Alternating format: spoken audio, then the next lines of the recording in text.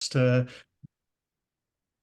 present with you all today. We're really glad to join you all and talk about a topic that's really near to all of us on the panel talking today. We're talking a bit about Centers for Independent Living and their role in transition service delivery. I'm joined by some wonderful co-presenters, and we are going to go ahead and introduce ourselves before we dive into the content together today. My name is Charlie Walters. I am an assistant research professor at the University of Maryland Center for Transition Research and Center for Transition and Career Innovation. And I am joined by my colleague. Kick it over to her. Hey everyone, my name is Mackenzie Allison. I use she, her pronouns. I'm a white woman with long brown hair. I'm wearing a green blouse with a white blazer. I'm a faculty specialist also at the Center for Transition and Career Innovation with my friend Charlie here, and I'll pass it over to Joe. Hello, everyone. My name is Joe Mishner. I'm the Director of Employment Services at LVCIL. My preferred pronouns are he and him. I'm a middle-aged white male. I'm wearing a black polo shirt and I wear glasses, and I have more hair on my face than I do on the top of my head. And I'm glad to be here. Thank you. Hi, everyone. I am Troy Hall. I'm the Director of Youth Transition Programs over at Able, South Carolina, a Center for Independent Living in South Carolina. My pronouns are he, him. I am a white male with glasses with a white button-down shirt today. And hi, everyone. I am finishing up. My name is Lindsay Miller. My pronouns are she, her, hers. I am a Black woman with black hair, pulled to the side today, and dark glasses. And I am Able South Carolina's Pre-Employment Transition Services Coordinator. Great to be here.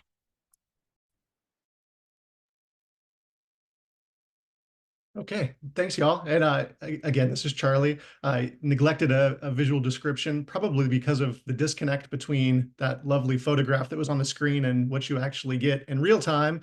On screen was a really nice looking middle-aged white guy with shortish blonde hair and a pressed suit. In real time on the screen, you're joined by still a middle-aged white guy with short blonde hair, but in a wrinkled brown and red shirt and glasses and probably a little bit more stubble.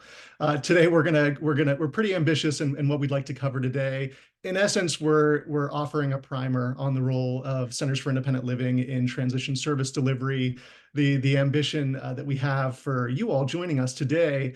And I made the mistake of looking through all of our attendees, and there are a number of you that should probably be presenting with us. But at any rate, our ambitions for all of you are the same. We want to cover a really quick overview of some CIL history, and when I say CIL, I'm referring, of course, to the acronym for Center for Independent Living. We want to cover CIL history, some content on CIL philosophy and values, and a real quick overview of their core services. We want to discuss in a little bit more depth the importance of bringing Centers for Independent Living to the table in transition service delivery in collaborative efforts to support youth with disabilities. We want to capture some really interesting programming in terms of serving youth with disabilities in transition that some really wonderful CILs that we're joined by today are taking part in a couple of different places in the country. And we're going to wrap it all up with some recommendations that we have from slightly different vantages on this issue in terms of better collaborating with Centers for Independent Living. And I'm going to turn it over to Mackenzie to get us started. Thanks so much, Charlie. As Charlie mentioned, we're super excited to be here with all of you today to discuss CILs. To better understand CILs, you really need to understand their origin and the pillars of the independent living philosophy. So in an effort to provide some of that in this short hour, we're going to begin with some historical context for CILs. On the next slide, we'll meet Ed Roberts, who is super important to the independent living movement. So Ed Roberts, otherwise known as the father of the independent living movement, in this black and white photo, Roberts, he's a middle-aged white man with short, dark hair and a salt and pepper beard. He's wearing a button-up collared shirt and using a breathing device. And a quote beside him reads, "People come to you and expect to be told what to do. It's your job to place that power back into their hands. You are there to help them find out what they want to do, not to decide what you think is best for them."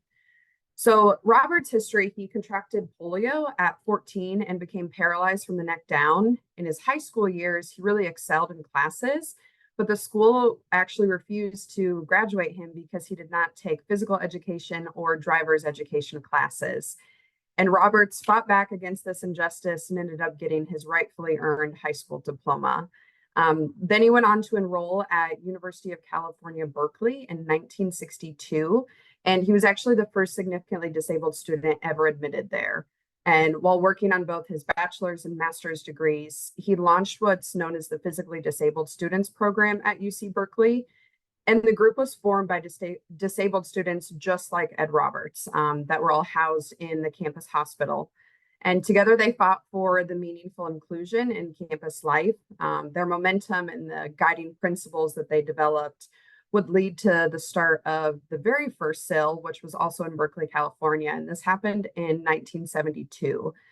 Some of the group's early success included the installation of curb cuts in Berkeley to improve accessibility.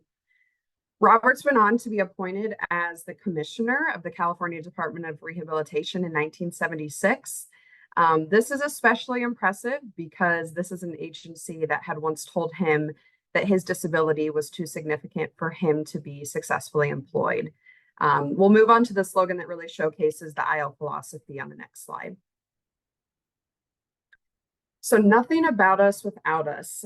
This is a slogan used by the disability rights movement and Centers for Independent Living, and it really showcases the necessity of including the disability community in decisions being made about services, about legislation, accessibility concerns, etc.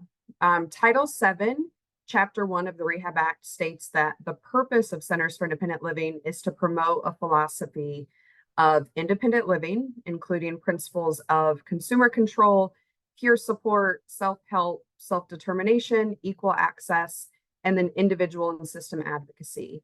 And this philosophy is followed in an effort to maximize both the leadership, empowerment, independence, and productivity of individuals with disabilities and to promote the integration and full inclusion of individuals with disabilities into the mainstream of American society. So we have more than 350 SILs across the country that operate under the auspices of the Rehab Act, but it's really important to note that funding for SILs can look different from SIL to SIL. So that can be even for SILs within the same state. Another thing that makes SILs especially unique is their makeup. So their staff and board both have to be 51% people with disabilities at all times. So you have programs and services that are for people with disabilities, but they're also being developed and run by people with disabilities. And SILs are operating from a peer perspective as opposed to maybe the more traditional mindset that a lot of us may see in a number of spaces with the professional knows best type of thinking. And on the next slide, we'll dive a bit deeper into SIL's unique approach to service provision. All right, so SILs provide community-based, consumer-directed, independent living services to individuals of any age with any type of disability. So yes, SILs are working with all ages, all disabilities, and they're not using a lengthy eligibility process that some other services mandate. So the SIL approach to service provision is that the individual is really the expert on their disability and their needs, meaning that individuals should be in the driver's seat directing the way they're supported and the services that they're receiving. In addition to that idea that the professional maybe not knowing best all the time, this also means that parents, teachers, other providers are also not driving here either. We recognize this approach may be different for some of you, but all of us presenting today can really attest to the immense progress that we have seen so many individuals experience when the decision-making power was put into their hands. Another great thing about SIL services is that they're community-based. So while SILs have brick and mortar locations that people can go to, they also have a really strong presence in the communities in which they're serving. And they'll connect with individuals in a location of their choosing. So SIL staff may be meeting with Travis at a coffee shop or with Kylie at her home. Again, it's all about that consumer control and the individual really being the leader. And this is so crucial to the independent living philosophy and really ensuring that autonomy is not only honored, but encouraged. And Charlie, I will pass it over to you to keep us going. Thanks, Mackenzie. Let's talk a little bit about the core services of Centers for Independent Living. This is it's a topic I used to gloss over, but I think it's a really, really important one, not only for those that are really new to the topic of collaborating with Centers for Independent Living, but for folks that are old timers too and are no stranger to this content. This is a really important topic to take a bit of a closer look at. When we talk about the core services of Centers for Independent Living, it's important because this is the foundation from which all CILs serve their communities. This is, well, if you know one CIL, you know one CIL. They can look quite different from center to center. These are the kind of the common bonds that that make what the work of Centers for Independent Living recognizable from center to center and state to state. At the top of the list, we talk about a core service of information and referral. This is one of the only core services that CILs provide that's available to people that are non-disabled. So anyone can call a Center for Independent Living and receive information and referral services. This is a really invaluable community resource. If you need information on a home modification, if you want to know who's doing what for whom and how to get in contact with it, CILs are at the front line of this information and providing this service to the communities that they serve each and every day through information and referral, or INR for short. Independent Living Skills Training, or IL Skills Training, is the next core service that has a small name, but it's really, really huge. When we talk about independent living skills training, we're talking about any manner of delivery. We're talking about really anything that's associated with someone meeting their goals to live more independently. As Mackenzie talked about, we're talking about people of any age across disability categories and being served in the communities within which they live. Independent living skills training is really kind of at the bread and butter of Centers for Independent Living, and it's a really, really broad core service category. Peer mentoring also, like Mackenzie talked about, that peer approach is tremendously important to Centers for Independent Living. It's remarkable at this day and age, and after this many years have passed since Centers for Independent Living were conceptualized and have been operating, that we're still so true to that vision of mutual aid. If you're not familiar with that history, we're going to talk a little bit more as we go, but the fact that that peer approach is still so central is a really, really important thing, and it's a really important thing not to miss out on. Peer mentoring could take the form of peer mentoring groups as a kind of a specific service or in one-on-one formats. But that peer approach is really kind of that central element that's alluded to here of all the work that Centers for Independent Living do with the disability community each and every day. A new service that was added with the Workforce Innovation and Opportunity Act that so lovingly and thoughtfully amended the Rehabilitation Act was this really mixed bag of a core service being added to Centers for Independent Living without any additional funding. Or to be frank, as someone that doesn't work for a Center for Independent Living right now, I can be pretty frank, not a whole lot of guidance either. In the mid 2000 teens, CILs got the message that they were going to need to add the core service of diverting people from nursing homes and similar facilities, transitioning people out of those types of facilities. Oh, and then by the way, also facilitating the transition of youth with disabilities to their post-school lives.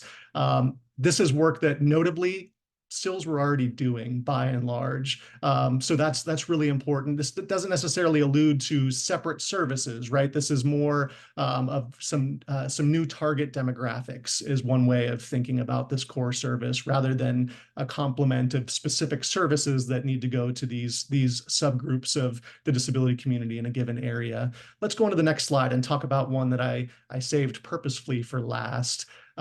We don't just talk about, in terms of core services of CILs, we don't just talk about supporting the individual advocacy of consumers. We talk about supporting systems advocacy as well. So those two things are yoked together in the core services of CILs. And what that means in practical application is that a Center for Independent Living in the same day, in the same breath, is going to be working with consumers or groups of consumers to support their own advocacy in their lives. And they're also going to be pointing out the systemic failures that are that the disability community is suffering from in their communities. And this latter piece is the piece where I think a lot of SILs get their reputations for within other service provider agencies or types of disability service professionals. We see SILs most frequently in this advocacy spot, right? This is on purpose. This is by design. This is because the independent living movement that started Centers for Independent Living is still the lifeblood of Centers for Independent Living. If something is negatively impacting the disability community, you're probably going to hear about it from a SIL. And that's not because it's more important or less important. It's because it's all important, right? All of these things are important together. Not only are Centers for Independent Living directly supporting the consumers they serve, they are affecting change within the systems and the structures and the communities that are supporting those people too. And that's a really important thing to note, that's on purpose, and that somebody can be the noisy advocate that's also in the trenches getting the work done right alongside you. For all of those joining us today that are from agencies other than SILs, Phil Draper said really eloquently and to the point here, you can't provide independent living services without advocating for social change. And in a nutshell, that really does a great job of describing why these two things are held together in the core services of Centers for Independent Living. And with that, I'm going to turn it back over to Mackenzie to talk a little bit more specifically about the role of SILs in transition service delivery. Thanks, Charlie. You'll hear a little bit more from Charlie and I, and then we'll pass it along to our SIL folks to give you some great ideas of ways that they're putting a lot of this into practice. But we provided that foundational explanation of SILs, their history, their services, and now we want to move into a more targeted conversation around the value of SILs within the transition service delivery system specifically, and how they can enhance the work that may be happening in your state. So SIL services, as we've mentioned, they're available to all ages. So SIL core services are inherently going to also be youth services, meaning there's a really wide variety of avenues to explore in terms of the services SILs in your state may be able to provide, and more specifically, those unique gaps and barriers that they may be able to address. Tapping into this really unique approach that we've described within the independent living philosophy and their approach to service provision can truly invite endless opportunities for innovation. I know we hear from states all the time that there's a real need to include lived experience of people with disabilities, maybe within an interagency team, or they're looking for ways to provide students with exposure to disability pride or self-advocacy in action, or how to run their own IEP meeting, whatever it may be. And there's often a real struggle to address that need in a meaningful and sustainable way. SILs make up as being staffed largely by people with disabilities, makes them really poised to share that lived experience in your interagency teams, or to provide some of that self-advocacy and action while providing their services from a peer model. So this is just a couple examples of ways to include SILs in transition service delivery. There's obviously way more than this, and we really encourage you to learn about things that might be happening in your state or specific initiatives or services, and explore how you could involve SILs in a more meaningful way into that. Charlie, back to you. Thanks, Mackenzie. And Stephanie so graciously added a link to the chat. I have copied and pasted and re-added that link back to the chat to a series of briefs that covers these topics that we're talking about in just a few slides today. So if you wanted some expanded content there, it's housed on the Intact website. You'll find a series of 3 briefs that hopefully are helpful to you in your day-to-day practice. One of the most important things that I found out from a research perspective on the role of Centers for Independent Living in their service of transition age youth with disabilities is how important values are. And I'd I've worked for a Center for Independent Living. They are easily, hands down, one of my favorite types of organizations, not just in the disability service arena, but just in the world of nonprofits and social justice issues.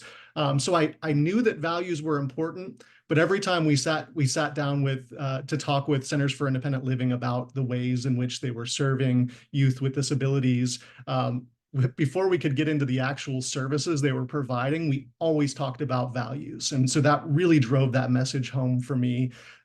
When we actually looked at that content that was coming out of these conversations we were having with Centers for Independent Living, we were able to boil down those values to a small list of things that typically drive the delivery of transition services for Centers for Independent Living. And this is a really important topic to cover. It's really important to know that when you are collaborating with the Center for Independent Living, these values are front and center, and by and large non-negotiable, right? Like CILs aren't in the habit of bending when it comes to issues regarding autonomy and independence and the rights of people with disabilities. To do so would threaten their missions and the communities of which they are also a part, right? So when we talk about those values, we're talking about services that are empowerment, autonomy, and independence based.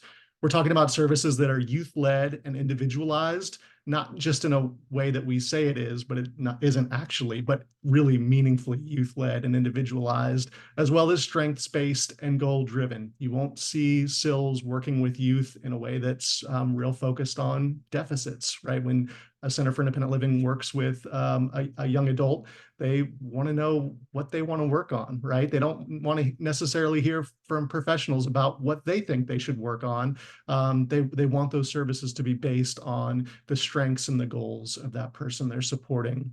And that those services be peer-based and disability-driven to the greatest extent possible, and that there be no unnecessary red tape, right? Where we know that if we make a referral to a lot of our agencies that we are a part of, we know that folks are going to encounter a fair bit of red tape.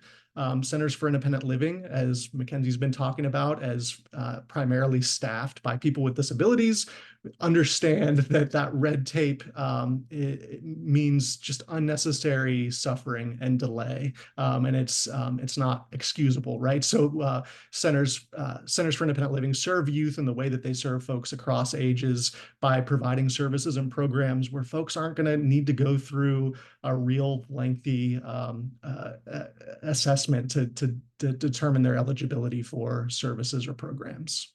Let's go ahead and move on to discuss some of the things that CILs are doing as we speak, right? Even as some folks from Lehigh Valley Center for Independent Living and Able, South Carolina are here presenting, they have programs up and running because they are both incredibly busy, not just in the programs they're delivering for youth, but the programs they're delivering in their communities for people of all ages. So we're really fortunate to be joined by Joe and Troy and Lindsay, and we're going to go ahead and turn it over to them for the lion's share of today's talk to walk us through some of the wonderful things that they're doing as we speak. Joe? Well, thank you, Charlie, and thank you, Mackenzie. That was an awesome setup for all the things that I and the folks at Able, South Carolina can talk about. And our job here is to really kind of show you and explain to you some really innovative programs that we've been doing. And I know the folks at Able, South Carolina have been doing for a long time in this realm. And one of the really important things I wanted to start with, and Charlie and Mackenzie pointed it out, is that CILs have these great core services, but there's always an issue of the amount of funding we get to do those, and specifically our capacity to do those. And so CILs are allowed to go out and seek other funding, and really, most importantly, something we'll come back to time and time again, seek partnerships to provide even more services to youth who are in transition or who are receiving transition services. So as we go through these programs, I'm going to talk about kind of different funding partners that we have and the partners that are in play with some of these. And I'm going to dive right in and talk to you about our School to Life program. For short, we call it S2L.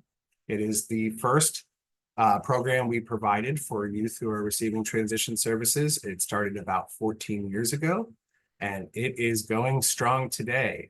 We actually started it through a grant from the Pennsylvania Developmental Disabilities Council. And now it is completely sustainable on its own, which is wonderful, and it's been that way for quite a long time. And just so you know where I'm kind of coming from, I'm from the Lehigh Valley, which includes Allentown, Bethlehem, and Easton, and all the surrounding areas. So we have a large urban area and then suburbs and rural. And I bring that up because a lot of these programs were developed because we were finding out in our area that a lot of young adults were leaving high school and kind of falling through the cracks. There was really no other services for them, or they weren't getting connected to Voc Rehab or additional services. And so one of our goals was to fill that gap in our community. And that's another important thing about Centers for Independent Living to know, is that we not only provide the core services, but we're also looking to areas of need that are germane for our regions. And so that's where we really kind of started this concept. So what is S2L? It's a group of young adults. Right now, it's about 30 to 35 young adults who get together a couple times a month and do lots of fun stuff. Lots of fun stuff because it's really meant to be a social and independent living skills group. So, but the cool part about it is that it's youth-led and youth-driven. The young adults get together a couple times a year and they plan out what they want to do and the goals and skills they want to work on for the next few months. So, you know, maybe it's going to an Iron Pigs game, which is our local minor league baseball team. And you think about that and you think, wow, that sounds like fun. That covers the social aspect, right? Going out and hanging out with people and doing all that kind of stuff. But embedded in going to a baseball game are all these independent living skills that can be developed, right? So you're budgeting your money to go there and purchase food. You're going through the social norms of going to a baseball game in a large crowd and how you're going to deal with that. And that's the idea behind S2L, is that not only are we looking to do fun things and be social, because here in the Lehigh Valley, we have, I think, 10 brick and mortar school districts plus charter schools and cyber schools. And so these students are coming from all over the place. Meeting each other for the first time in some cases and not having a relationship from when they were in school. And so they're going out and having that social connection, which we know is so important to life, like, right? The holistic view of life, that social connection. But they're also developing these independent living skills. So our S2L group has gone out to the Pennsylvania State Legislature and advocated for change. They were part of a big campaign, the I Want to Work campaign a few years ago. And did a lot of work with that. But also maybe one of their goals is they want to learn how to cook healthy meals. So we'll do that, but we'll do it in the funnest way possible. We'll have a Top Chef competition. I get to be Gordon Ramsay all the time and get to be the tough judge. And so like, that's the kind of stuff we're trying to do is to make it fun, make it engaging, but also to bring in all those independent living skills. So S2L, as I mentioned, is completely sustainable at this point because we've incorporated a micro business into it, and that's called Treats to Love, or T2L for short. And so what the young adults do is they run this business. The product is a dry recipe jar, so dry ingredients in a jar, nicely decorated. The students design them, they market them, they make them, they sell them. And all of the funds for that go back to support them through the program. And in fact, at this point, none of the young adults in the program are paying anything for the program because it's completely sustainable. But the added element to that is that it's a micro business. So the students are learning work essential skills and getting some work experience as they prepare to go out and maybe look for competitive employment. So I spent a lot of time on S2L. I'm not going to spend all the same amount of time on all these programs, but because that's really the platform for us that really stemmed out to all the other things we do. The next one on the slide is called Living Independently for Everyone. That's our our school-based services, known as the LIFE program. This is where we contract directly with school districts and schools, cyber schools as well, to support students and their IEP goals. We have students who come to us because maybe they have a very specific vocational interest that the school just doesn't have the resources to help them pursue. So a couple of years ago, we had a student who was interested in graphic design. So we went out and we shadowed graphic designers and we went to colleges and talked about the requirements to pursue that vocational goal. We might have students who come to us to study for a driver's permit or support them on a volunteer experience or whatever the case may be, all based on their IEP goals. And again, we're contracting directly with schools to do that. Most of that is individualized, most of that is customized to the individual and what they need. We have some students who come every day, all day. It's actually their school day. And we have other students who come maybe for a couple hours a week, depending on what they're working on. And kind of connected to that and connected to a lot of our programs is something called person-centered planning. Now that person-centered, that term is thrown all over the place. You hear it everywhere, student-centered, patient-centered, right? Person-centered. But in the SIL and in the IL philosophy, person-centered can mean something very different. And Charlie talked a little bit about that when he was talking about the values. It really is, it's a type of goal planning model, but it's really about what the consumer and students' goals are from them. Nobody telling them what, we think you'd be great at this job or that, or this is about the students' goals and what they want to accomplish and how intrinsically motivating it is for a young adult with a disability to have that kind of power to state their goals and to really be the driving factor behind it. And so our goal through person-centered planning is to do what would be called the formal person-centered plan, and then to align our services, goes back to that systems change and systems advocacy, to try to help the young adult pursue those goals. And that means big dreams, little dreams, whatever the case may be. We are not dream squashers. Like anybody should have the right to pursue a dream. That's what we're supporting our young adults through the person-centered process. And maybe that's investigating and finding out that that dream might not be reasonable, but that's something that the student gets to self-determine and get educated on and figure out. And we also provide through these many services a more formal transition assessment. We offer that to school districts as well. That's based on every category you could think of through the independent living skills, living independently, cooking, employment, you name it. We go through it in that transition assessment and kind of provide a more professional assessment of where things are and what could be pursued to help that young person achieve their goals. Next slide, please. Now, I'm definitely not going to talk about each of these programs individually, so I'm hoping I'm doing all right on time. This is just a huge list of vocational programs that we provide in partnership with our Voc Rehab in our area.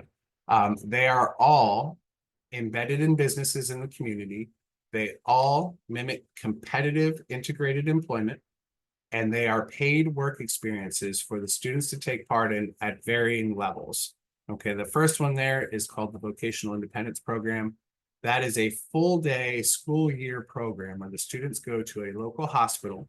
They spend half a day in the classroom learning about work essential skills, and then they spend half the day out on the St. Luke's Hospital floor doing various jobs, and not just stereotypical jobs, not just working in the cafeteria or cleaning. We've had people work in the mortuary department or in the sterilization department. It's kind of modeled after a program you might have heard of called Project Search. And then we have various other ones hosted at Advanced Auto, hosted at Marriott Hotels. We have a really great one going on right now that's a smaller group. It's 4 students working at a local farm and not just doing farming stuff, but they have a retail stand and all sorts of other things. That's the goal we're trying to accomplish with these work experiences for students, because we all know research shows that if you've had a job before you leave high school, you're learning a lot of skills and then being more successful in your future career afterwards. And we've all had those experiences, so we want to provide those for students as well. One that's happening right now, which is a fun one, our Real World Lehigh Valley program is a 6-week summer program where students go to Dorney Park and Wildwater Kingdom. You might not be familiar, but they were just bought out by Six Flags, so maybe you'll hear of them. And they get to spend the day at the amusement park doing various jobs and just really having that full summer job kind of experience. Next slide, please. All that was a lot based for students and young adults that are kind of still in high school. But then as students transition out of high school, we also provide supported employment through our Career Path program, also partner with Voc Rehab. And that's providing community-based work assessments, job development, job coaching if it's needed, and even extended services if some longer-term employment support is needed. Adaptations is a group that maybe you've heard of. They stem out of New York. That is very similar to our S2L group, but it's meant for older, but still young adults in their 20s and 30s. And a very similar ideas to S2L, youth-led, youth-driven, working on goals, doing fun stuff, taking big trips, all that kind of stuff, and all working towards more independent living. And then the final one I wanted to talk about was our SEED program. And SEED is a really cool program. It's partnered with the local community college, Lehigh Carbon Community College, where we work with students, and they are full-fledged college students. They're taking college classes. They have access to all the services that the college provides, including disability services, career services, all that good stuff. And we have our SIL staff. We have 3 of our SIL staff on campus to work with the students. And you say, okay, what do they work on? Well, we're working on independent living skills. We're providing peer support. So maybe we're helping a student manage their tasks, manage their assignments, and prioritize them. Maybe we're helping them script something to a professor because they need to ask for an accommodation or an extension.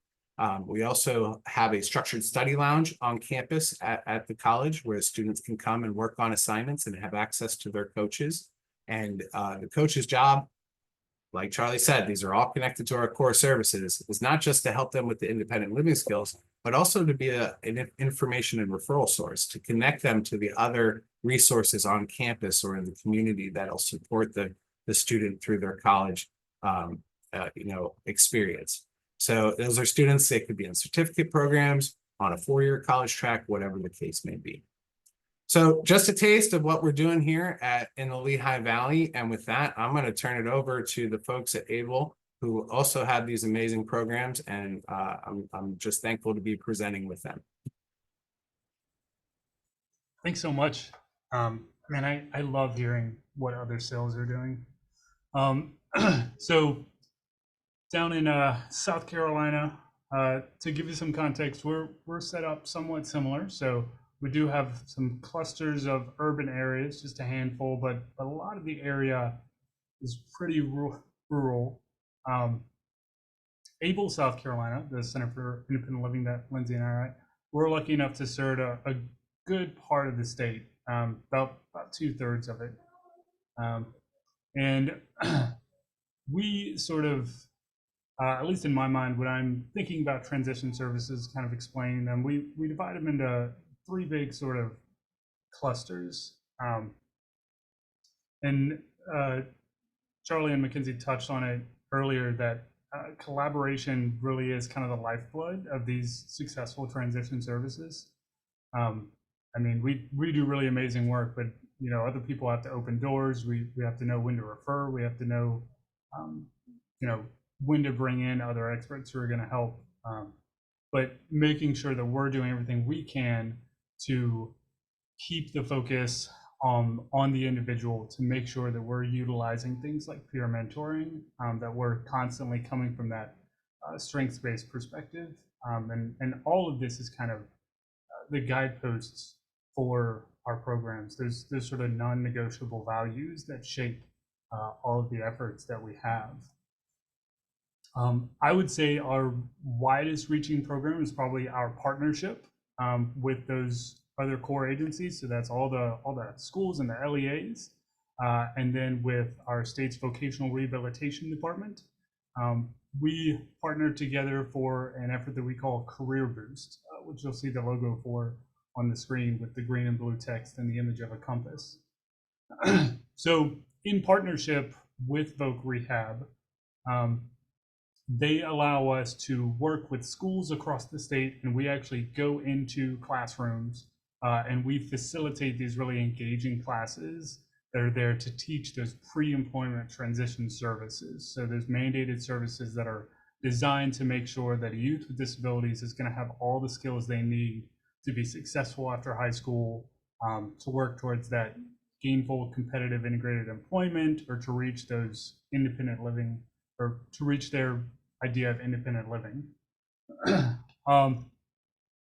And I think one of the coolest things about the way that we provide these pre-eds is the unique people that we have facilitating these classes. So these youth transition specialists. I was lucky enough to be one earlier, and I had a former life in education and a former life in voc rehab, and then I was at a Center for Independent Living, and I started as this youth transition specialist. And everyone then and now has really, really unique backgrounds, but we're also really careful in our hiring process because we want to make sure that we are bringing in people not only with these very backgrounds, but who can relate to youth as a peer, but also as a young professional, right? So really leaning into that peer mentoring model, even when we're facilitating these structured classes.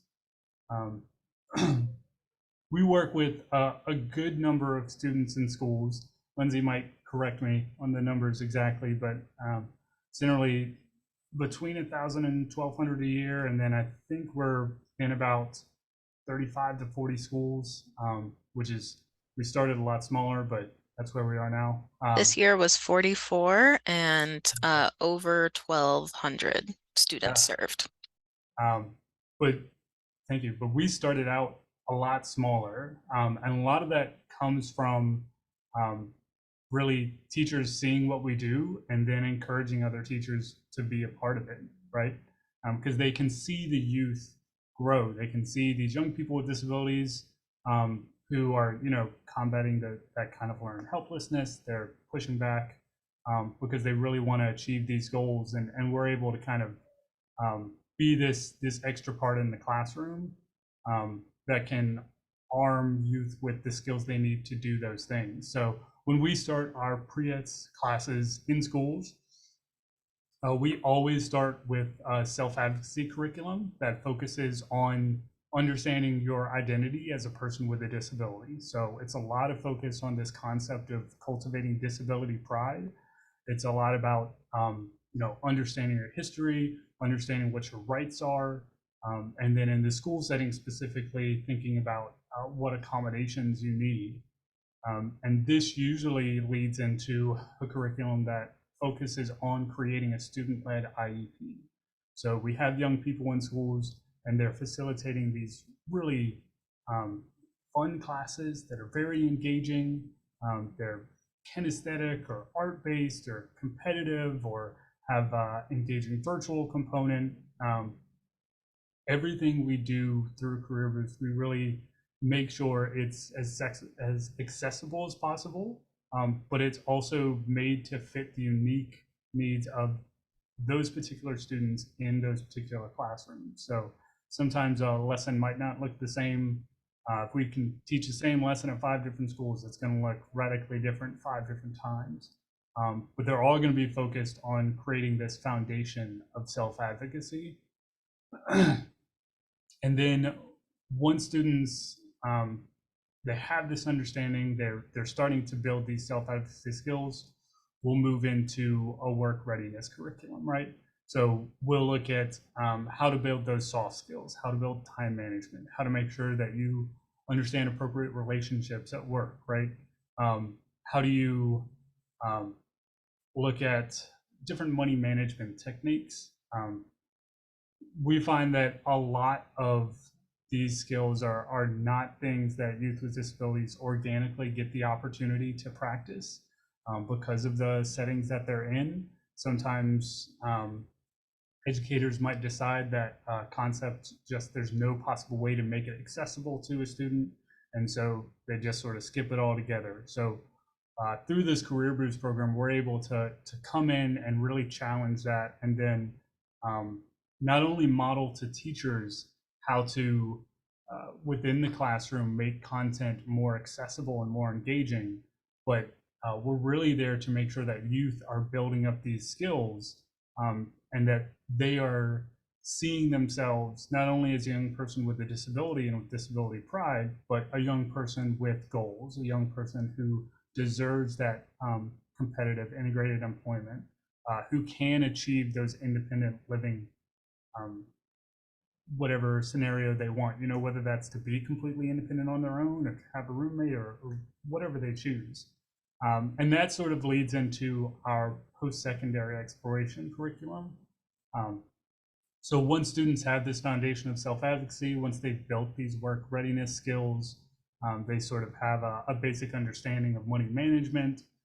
Then we really start looking at what is life going to be like after high school, right? And this is also where some of that information and referral comes back in. It's making sure that once youth have sort of created this plan, are they connected to the resources they need to make that plan a reality?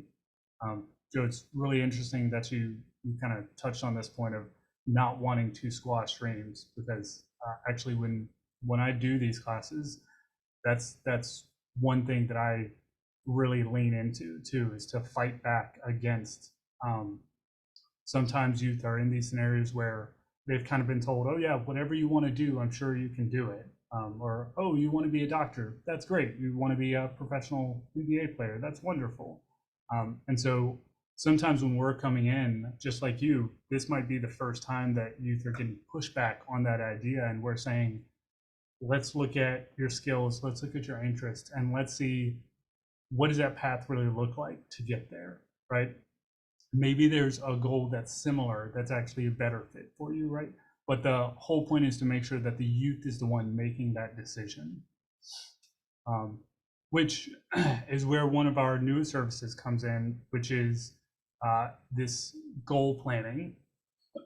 So now through Career Boost, we also have this amazing program where not only our youth independent living specialists can work with you to create a one-on-one goal plan, but we also have peer mentors who are coming in and doing the same thing. So people who might actually still be in high school or just out of high school are coming in to sit down one-on-one with youth and talk to them about their goals and help them create a plan for that, which actually leads right into the next slide in our next program, which is our Equip program. So one of the big things we do is through that, through Career Boost, we can do a lot of these pre-ed skills, but then we have a really unique peer mentoring program. And so this is where youth that we've served in school, or they might have engaged with us in the community, or they might have heard about us, or they've been to a summer event, they've kind of become familiar enough with us that they actually want to develop skills to be a part of this, right? To be able to work with other youth. And so our Equip program, which is funded by the DD Council, is a peer mentoring program so that youth with disabilities can teach these self-advocacy skills to other youth, right? So again, reinforcing that peer learning model. And we do this in a ton of different ways. We will do Hangouts in person, which is just where we open up the office and we have youth come into our various office locations and sit in their inner room, and sometimes it's playing a game, sometimes it's learning a specific lesson, sometimes it's talking about a resource. These spaces are specifically made so that these Equip members, and specifically the Equip leaders who have a little more experience, they're the ones setting the agenda, they're the ones setting the tone, really they're the ones running this program entirely. We also offer a virtual space where we do the same thing, because sometimes that's just more accessible, and sometimes just given the rural nature of our state, that's the only way that young people can be a part of this. We also have some really great community activities. The picture on the screen, you'll see two youth. One of them is actually pouring some water into a mixing bowl. This was a recent event at the Cook Station, where they were able to learn some cooking classes. We also take this same framework and use it in schools to create an after-school club. We offer more avenues for these one-on-one peer mentoring. And then we also have a leadership retreat where youth can build these skills specifically. And I'm going to let Lindsay on the next slide talk about one of our summer programs. Thank you, Troy. I am super excited to get to talk about this one. It is on my mind because it is in 2 days. So I have been spending quite a lot of time focusing on the South Carolina Youth Leadership Forum over the past week. So the South Carolina Youth Leadership Forum is a really unique experience for a couple of reasons. Firstly, we partner with other centers for independent living in our state to put this on and make it a statewide event. That's really valuable because even if there is a county that is not in our general service window, we have access to youth in those counties through our centers for independent living that we partner with. But this is also statewide. So those few counties that are not covered by the Centers for Independent Living in our state, the youth that live in those counties are eligible to attend this program as well. So that is really helpful for us when we're trying to reach as many youth with disabilities in our state as we possibly can. It is also very unique because South Carolina Youth Leadership Forum is connected to a larger association of youth leadership forums.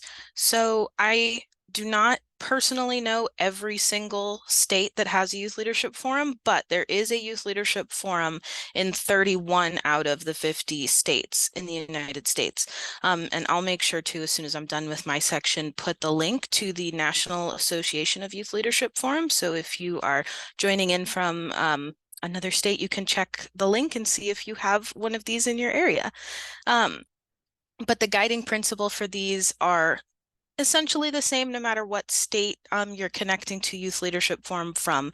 The idea is for youth to learn about independent living and to build leadership skills in what is essentially a supportive kind of practice environment. Look, someone got it on there already.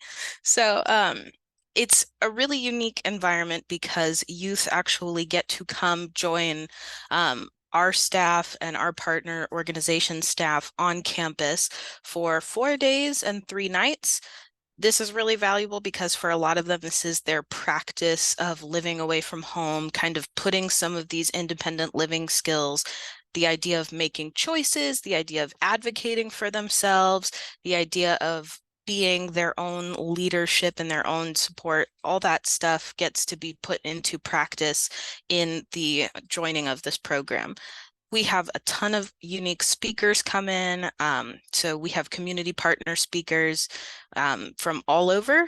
Our biggest get in the past few years is Judy Heumann, who's a legendary disability rights advocate, joined our Youth Leadership Forum virtually many, many times to talk to the delegates about the importance of disability rights and where the movement was. So we have community partner speakers from all over the disability community come and talk about the importance of leadership, the importance of advocacy. We focus a lot on building the relationship between the youth because we know that building a network with other young adults with disabilities can really assist youth as they are going through that transition into independent living. It can also help them get support when they feel empowered. And in our case, the Youth Leadership Forum often partners with that EQUIP program that Troy was talking about.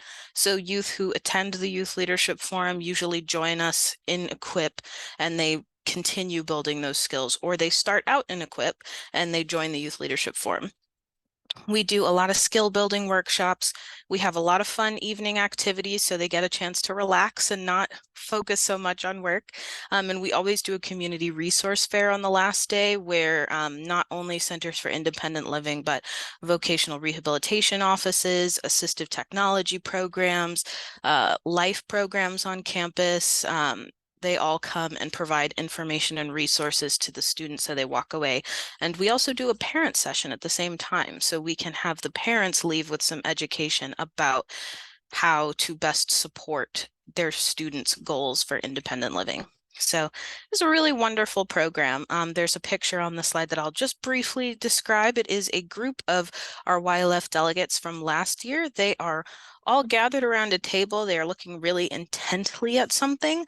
There is some Nintendo stuff on the table, so I am guessing this is probably from one of the very intense Mario Kart competitions that they had in the evening, and judging by their faces, maybe somebody just won.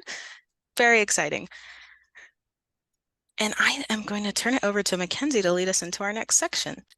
Awesome. Thanks so much, Lindsay.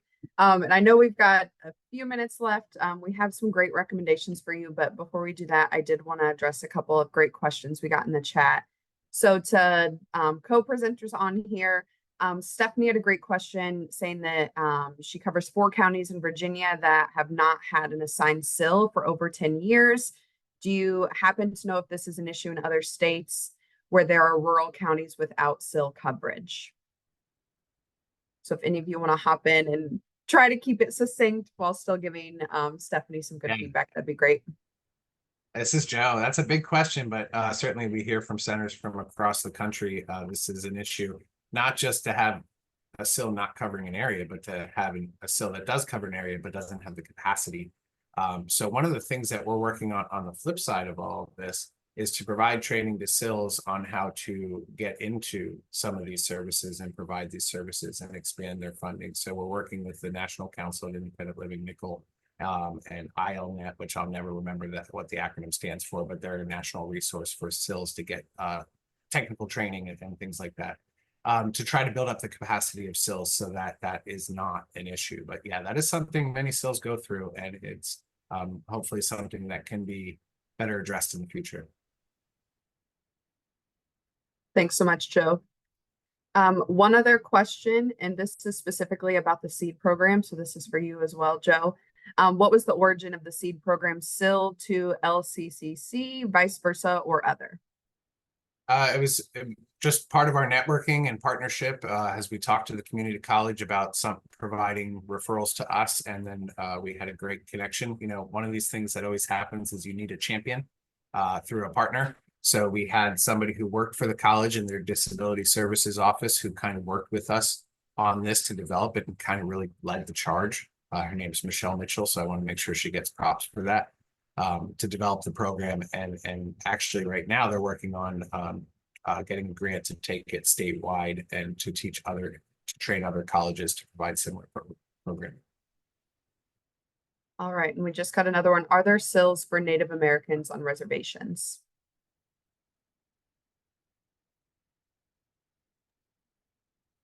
Yeah, that's a great question. The mandate for SILs is really interesting, right? It's quite broad. So I know there's some phenomenal centers in states with larger indigenous populations that are absolutely serving folks in really novel, cool ways. Montana comes to the top of my head. I don't know of any centers that are specifically for a subgroup of the disability community. But you know, the mandate it tends to be broad, but I'd be really curious what state you were in and to talk more. Alas, I wish we had a bit more time. We're aiming for the top of the hour still. I think that's not going to happen. So for those of you that have to leave us at the top of the hour, we hate to see you go, but the recording will be on the NTACC website. So we hope you'll check out this last 10 or 12 minutes of content that we're about to get into. Some really great stuff coming in the chat. Please keep it coming, y'all. We appreciate the conversation very much, David. I think we all are very much on the same page with thinking it's high time we see a community of practice or something like that to really kickstart some of these topics. We're gonna keep it on moving into recommendations and turn it right over to Joe. Okay, thank you very much. Yeah, and some of these we already covered, so I won't go too in depth on them. And you know, but I did want to spend a little bit of time on this concept of consumer control and why I would recommend it as a practice and how it kind of works. Because I think if you work for a school system or you work for Voc Rehab, consumer control, I'm not sure the right word to say here, maybe a little off-putting. Not because you don't want people to achieve their goals or pursue their goals or determine their services, but because if you work for Voc Rehab, you might have to worry about eligibility and assessment and all those kinds of things that might be a barrier to really giving a consumer full control of things. So, you know, I just want to talk real briefly about our Career Path program, which is our supported employment program for young adults who have left high school and are looking for competitive integrated employment. We started that through an innovation and expansion grant through Voc Rehab. And one of the things we said to them when we wrote the grant, we said, let us do person-centered planning. And they said, oh, we don't know. We don't know if we can pay for that. That's not strictly vocationally based. You talk about all these other things. And well, let us try it for the grant for the year. And if you don't think it works, if we move this to fee for service, we'll go another avenue. and they let us try it. And now they absolutely make sure person-centered planning is a part of every program we do with them, because they saw how it changes the dynamic for the young person to really be motivated to pursue their goals when they're making the decisions on what they want to pursue. Now, if the young adult has a long-term goal that's big, maybe that's not something Voc Rehab can help them with right now. So let's talk about that long-term goal, but let's also refocus on what Voc Rehab can provide you right now. Maybe it's that first part-time job, or what kind of interests are there. So we're helping, and I think Troy spoke well to this, helping folks redirect or refocus their dreams so that they're still pursuing them, but also grounded in reality, what we can do now, this is where we're at, kind of thing. And I think that's a really important concept to not scare away the education or the Voc Rehab folks. Youth-led, youth-driven, we've talked about. Community-based is so important. Partnerships is huge. We couldn't do anything that we do. It takes a village, really, to provide these different programs and different services. So we really look to partner, and historically, SILs have not always partnered well with Voc Rehab because we're advocacy minded, right? So that's another thing that really looking to do more of a partnership approach and to try to get on the same page, because our missions are really aligned in a lot of ways. And the last thing I want to mention is flexibility. If anybody thinks they can do these programs and not have these events and activities on a Friday night when young people want to hang out or things like that, like these are not day shift activities and events. You need staff who are willing to be flexible, and programming to be flexible, and transportation options to be flexible. And that's just a really important aspect that SILs can help kind of manage and do all those kinds of things. So I'll stop there, and I will turn it over to Troy and Lindsay. Yeah, thank you so much. A lot of these recommendations we have kind of already touched on. Talked about how we kind of bring a focus to disability history, making sure that youth feel like they can build a sense of their disability identity. I would say one of the best things about the way that we do work, and really the way that SILs do work in general, is that we're honestly trying to encourage a generation of advocates, right? We want to make sure that young people with disabilities not only understand they have rights, but that they have the skills to fight for their rights, because that's something that they still have to do right now. So we want to make sure that they've got the skills to do that. They understand what their rights are. They can push back against ableism when they see it. They can push back when maybe they see some learned helplessness. They know how to combat that. And then and understanding this sense of disability justice. I will spend just a second talking about this idea of dignity of risk, because I think one of the great things about SILs is that we create this place where young people can try something and fail, and it's not a penalty, it's a learning experience, right? Sometimes youth with disabilities don't always get that in schools, or if they have a case with Voc Rehab, they don't really have the wiggle room to fail and move on. So we want to make sure that we can create that space and encourage them to see those failures just as points of growth. And on this next slide, I'll let Lindsay just run through a couple of these things. Yeah, thanks, Troy. So, making sure that we are having all of our lessons based in universal design is really essential to the way that we provide services. Making sure that everything is taught in a way that can be adjusted. We like to say the objective is static, but the method of instruction is going to change. I also saw one of these questions, and I just wanted to discuss that one of the ways that we consider inclusion of people with disabilities in a school setting when they are interacting with non-disabled peers is part of why a discussion of disability identity is so significant, and focus on disability history. One of the things that we try to do as often as possible is have the opportunity to talk to teachers in that setting. Troy and I do some education where we talk to the teachers in a certain school about the importance of learning about disability justice, learning about disability history. And unfortunately, a lot of what we see in youth with disabilities who don't have that sense of disability pride or don't feel that they can take pride in their disability identity is they try to find inclusion by hiding that aspect of themselves. And so sometimes the inclusion can come from building that disability pride in them so that they feel empowered to be who they are in their identity and be confident in sharing that. And that's some of the best stories that we hear are youth who went from feeling that they couldn't speak on something to sharing all of the different ways that they are talking to their non-disabled peers about disability, all the ways that they are living in their disability identity. And that a lot of times can promote inclusion in the school setting. And I am going to pass it on.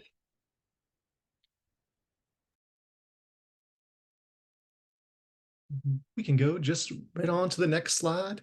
Thank you for that, Lindsay.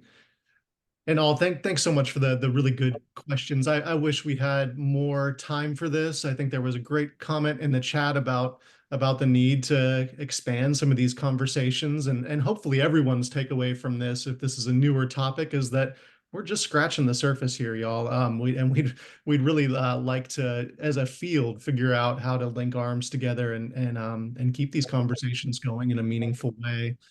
One of the very first things that you can do, as some of you have already been discussing in the chat, is learn about how SILs in your area are supporting consumers, right? There are, as Lindsay was talking about, right, there are unserved counties in South Carolina, but Able South Carolina is actively pursuing funding that allows them to serve statewide and serve youth in those counties too. So understanding how SILs are navigating some of those barriers to serve people in the communities that they're in is a really important thing to do. The history is such important context to understand IL history. When you hear Centers for Independent Living talk about Judy Heumann and folks that have been influential in the disability rights movement, it's not casual, right? These are people that are, when you hear Judy spoke from the IL perspective, right? This is something that's part of the DNA of the fight for disability rights as we've known it in the United States since the middle of the 20th century. So learn that history. It's exciting stuff. Anyone from Colorado, there's the Atlantis and Denver. They've got a SIL museum that's phenomenal. If anyone's joining us from Colorado. It's important to understand centers as both advocacy and service organizations. These two things are not mutually exclusive, nor should they be. One of my favorite things about a Center for Independent Living is that they can be in an IEP meeting telling a school district why they need to provide a free appropriate public education and how what they're doing is not a free appropriate public education. And they can be back there the same afternoon in teachers' classrooms directly working with youth, right? These two things are not separate. I think sometimes we're a little thin-skinned in how we see centers. They're doing what they do by design and for very good reason. These two things are really an important part of who Centers for Independent Living are. I'm going to turn it over to Mackenzie here, and we'll go back and forth to round out this last bit of content. Thanks, Charlie. And yeah, I want to just press again on that, knowing about IL history and what your SILs are doing. I know Charlie and I have been in a number of scenarios where folks on a team or state agencies don't really know what their SILs do or what they can do. And so just simply having those conversations, asking them, what do you got going now? How can you fill in these gaps? How can we collaborate? Just asking them is a great place to start to get this collaboration moving. Getting involved with disability-led initiatives and really challenging that professional knows best norm. That also includes teachers, parents, all of those things, really making sure that the individuals in that driver's seat in guiding the process and being that main decision maker in what their life is going to look like in all facets. And then again, just really working collaboratively, starting with that, just asking them, what are y'all doing now? How can you help our needs? How can we help meet some of yours? Just really fostering that collaborative effort and like we've mentioned, and we've given a number of examples, when this is happening and that collaboration is there, it can work really, really well, and students benefit from it, but also all of these professionals are benefiting from it and having that partnership and hearing that disability lived experience. We see families have a great deal of benefit from being exposed to that as well, and having their perspective really widened and seeing the endless potential of their loved one. And Charlie, anything else you want to hop in here? Feel free to do so. Yeah, for sure. And just a shout out to Abby. Thank you for holding down the chat for us and fielding some questions. We really appreciate your assistance. Abby's spot on.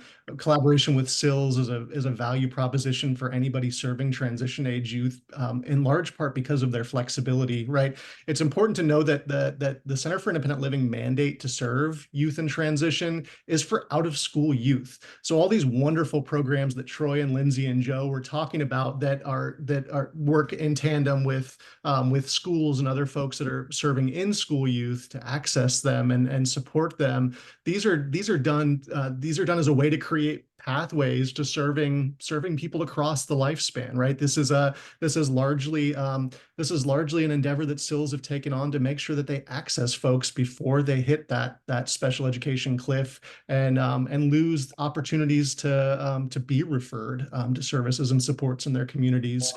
So it's a really, really good point there. One of the things, there's a question about the Disability Innovation Fund. We know that this last round of funded grants through the Disability Innovation Fund have kind of brought about a renaissance and interest in centers for independent living and transition service delivery, and it's phenomenal. One of the things that we know, Mackenzie and I can speak from the perspective of a university center that operates on soft money, right? We understand how difficult it is to write grants that are fundable grants and to get into that work. We hope that we can take a few steps back to the conversations that we should be having with Centers for Independent Living, that where collaboration really comes from. And so when we talk about thinking big, we're talking about, yeah, writing a Center for Independent Living into a grant is great, but it's small, right? It's maybe a good starting place, but really where collaboration comes from is conversation and relationship with one another. It's getting to know each other. It's finding the commonality in our aims, and really allowing things to happen organically rather than building the ship and then inviting everyone to get on, right? We don't need to have a perfect plan. We need to know each other. We need to build those relationships. We need to figure out where we could possibly go together. And I can promise from experience that if you provide that avenue for Centers for Independent Living to join you as a collaborative partner, it'll pay dividends for the communities that you support. I think SILS are really used to being asked to fit this really narrow role, this prescribed narrow role, but we know that's not collaboration, right? And so think bigger than what you're already thinking, and it's very likely possible, as evidenced by some of the programs we got to hear about today. I want to thank Troy and Lindsay and Joe. Again, thank NTAC for allowing us to be with you all today. We know we didn't get to all the questions. We're all accessible if you want to get in touch with us. I'm going to turn it over to Michael to close us down and wrap things up for the day. Great. Thank you, Charlie. And really, again, just a shout out again to all the presenters, Charlie and Mac and Lindsay, Troy and Joe. We really do appreciate you sharing your wealth of knowledge with everyone today. Stephanie will probably put back into the chat again the evaluation for today. We would appreciate you taking time to fill that out. If you are interested in getting a CRC credit, you do need to click and complete the evaluation, and then there's an additional follow-up set of questions. But all of that will take you back to our website. You will get a reminder email from Zoom sent to us. And again, just as a reminder, today's PowerPoint can be found on our website. So with that, thank you all again for joining us. It was great information. It'll be about a week, and today's recording will be captioned and posted onto the NTAC site. So thank you all for joining us. If you have any questions, please visit our website or send us an email directly to collab@charlotte.edu. And again, thank you all for joining.